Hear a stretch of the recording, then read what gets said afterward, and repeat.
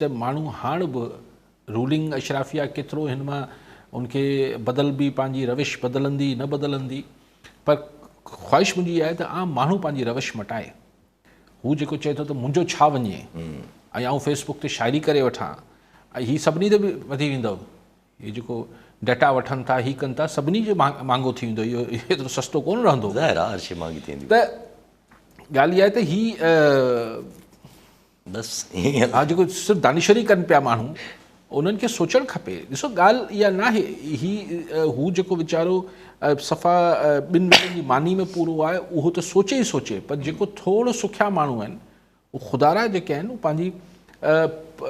पंहिंजी understanding political understanding खे ठीकु कनि। ही केसि ताईं हलंदो हीउ मुल्क?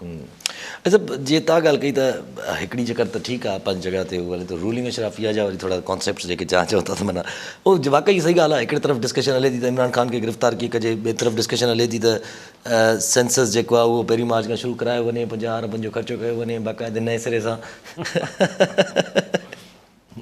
ॻाल्हि उहा ई आहे त हिन सॼी ॻाल्हि जे विच में जॾहिं खाइण लाइ पैसो न हुजे, जॾहिं जेका आइन जी ज़रूरत आहे, आइन जी बुनियादी घुर्ज आहे त इलेक्शन 90 ॾींहं में थियणु खपे, उन लाइ असां वटि पैसा कोन आहिनि।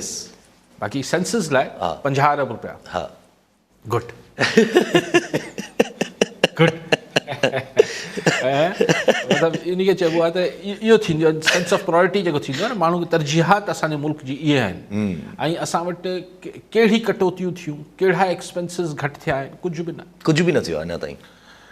ऐं हीअ जेका पाण ॻाल्हि पे कई त हीअ मुल्क में हीअ थिए पियो, ॾिसो कल्ह मूं तारीफ़ पे कई, मूं चयो पियो त हीअ PDM वारा चवनि था त असीं नेशनल असेंबली जे इलेक्शन्स मां जो बाइकआउट कंदासीं, जेके PTI जूं ख़ाली थियूं आहिनि, त पीपल्स पार्टी चए पई। मूं कल्ह इहा पुछियो त यार ठीकु ॻाल्हि आहे, मतिलबु हिकिड़ो पॉलिटिकल स्टैंड हुजे। त अॼु वरी मूं अख़बार में पढ़ियो त पीपल्स पार्टी राज़ी थी वई आहे बाइकआउट करे, ऐं न विढ़ंदी इलेक्शन। पोइ पंजाब जे इलेक्शन, पंजाब असेंबली KP जे इलेक्शन में न विढ़ंदा छा? पोइ न विढ़ंदा त बसि पोइ छा पॉलिटिक्स कनि पिया?